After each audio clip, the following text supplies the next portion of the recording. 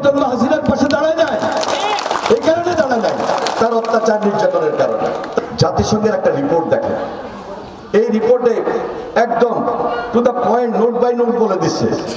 এটা জেনেভা, সুইজারল্যান্ডের জেনেভাতে জাতিসংঘের মিটিংটা হয়েছিল।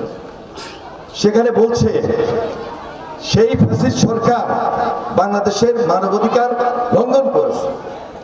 তারা সরাসরি শেখ হাসিনার নির্দেশ দিয়ে এদেশের ছাত্র জনতাকে হত্যা করেছে।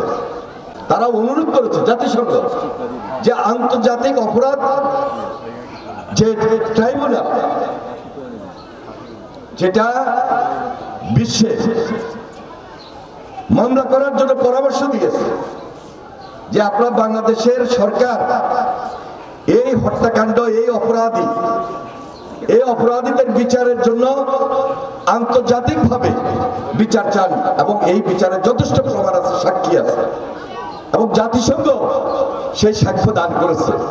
সে এই সমস্ত অপকর্ম একের পর এক চালিয়ে গিয়েছে, গুম করেছে, খুন করেছে, হত্যা করেছে। এখন আসেন, এই যে জাতিসংঘের যে লেখাগুলো, যে প্রস্তাবগুলো, এটা একটা দালিলিক প্রমাণ, এটা একটা দলিল, এবং এই দলিলটা ঐতিহাসিক। 25 বছরের ওয়ারেন্টিযুক্ত দীর্ঘস্থায়ী দরজা প্রোটেক্টর, আধুনিক ও মজবুত দরজা। এই প্রজন্ম হাসিনার পাশে দাঁড়ায় যায়, এই কারণে দাঁড়ায় যায় তার অত্যাচার নির্যাতনের কারণে, তার গুণের কারণে, তার খুনের কারণে।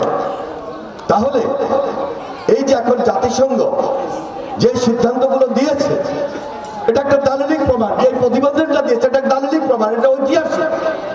এই দলিল সংরক্ষিত রাখতে হবে এবং এটা বাংলাদেশ সরকারের দায়িত্ব।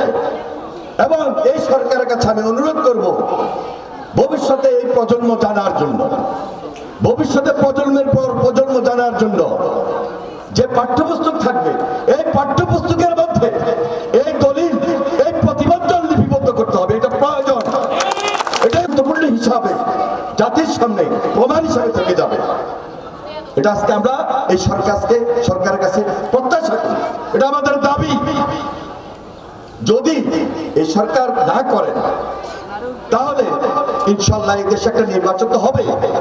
আমরা আশা করতেছি, প্রত্যাশা করতেছি, খুব শীঘ্রই দেশে একটা স্বাভাবিক নিয়মে একটা সুন্দর নির্বাচন হবে, জনগণের সরকার প্রতিষ্ঠিত হবে এবং বাংলাদেশ জাতীয়তাবাদী দল এই সরকারের নেতৃত্ব দেবে ইনশাল্লাহ।